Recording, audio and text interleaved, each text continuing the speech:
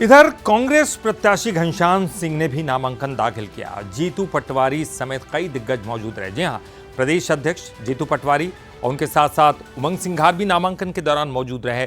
कांग्रेस के पक्ष में माहौल है, ये खुद घनश्याम सिंह ने कहा है। देखिए, घनश्याम सिंह यहां पर नामांकन के दौरान, कांग्रेस के उमंग सिंघार भी मौजूद हैं, जीतू पटवारी भी इस दौरान मौजूद रहे। तमाम जो तस्वीरें नामांकन के दौरान की, ये तस्वीरें बहुत खास तस्वीरें।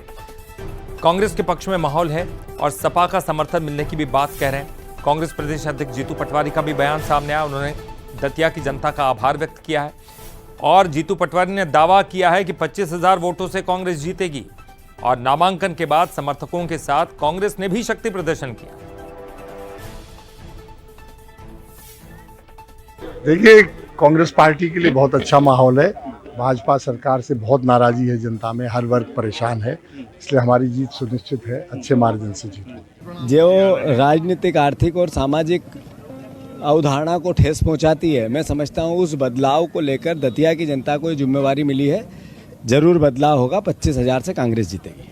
तो इंतजार था, लंबा समय प्रत्याशियों की घोषणा हुई और आज बहुत महत्वपूर्ण यानी कि नामांकन हुआ।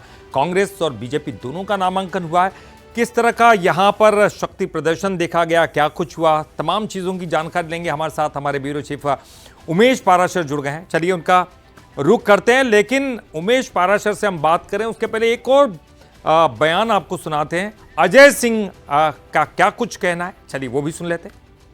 मैया के दर्शन करने के बाद आप सबसे रूबरू हुआ हूँ।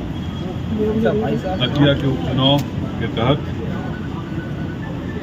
दोनों पार्टी अपने अपने उम्मीदवारों का नामांकन पत्र आज भर रहे हैं, उसी के संदर्भ में हम लोग। और चलिए, अब आपने ये देख लिया कि अलग अलग बयान, लगातार सिलसिला शुरू रहा, कल और उसके एक दिन पहले भी।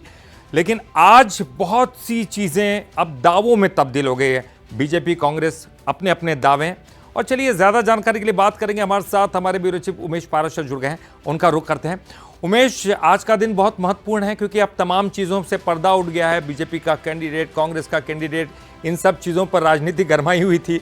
अब कैंडिडेट फिक्स है, अब दावों का दौर शुरू होगा। और जो शक्ति प्रदर्शन आज नामांकन के दौरान देखा गया, हमने तो देखा कि बीजेपी ने जबरदस्त शक्ति प्रदर्शन किया, कांग्रेस की तरफ से भी तमाम बड़े नेता शामिल हुए। किस तरह का आज माहौल देखा गया? देखिए ललित, दतिया में उपचुनाव का रण पूरी तरह से अब सज चुका है। नामांकन की बात की जाए तो आज नामांकन भरने की आखिरी तारीख थी, जिसमें कांग्रेस, बीजेपी सहित तमाम दलों ने अपनी नामांकन दाखिल कर दी हैं। आज़ाद समाज पार्टी के जो दामोदर यादव हैं, उन्होंने पहले ही अपना नामांकन फॉर्म दाखिल कर दिया था। और आज जो है कांग्रेस, बीजेपी के बड़े लीडर यहाँ पर मौके पर पहुँचे थे और उन्होंने अपने अपने प्रत्याशियों के साथ जाकर नामांकन दाखिल किया। अगर कांग्रेस की बात की जाए, सबसे पहले 11 बजे के आसपास कांग्रेस के जो प्रत्याशी हैं घनश्याम सिंह, वो कलेक्ट्रेट पहुंचे और उनके साथ जीतू पटवारी, उमंग सिंघार भी मौजूद रहे।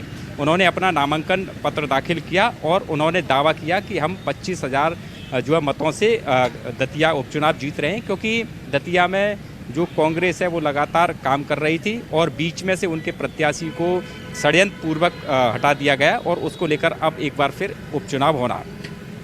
उसके साथ ही शक्ति प्रदर्शन भी देखने को मिला। तमाम जो चुनाव की जो तैयारियां थी वो अब शुरू हो चुकी हैं।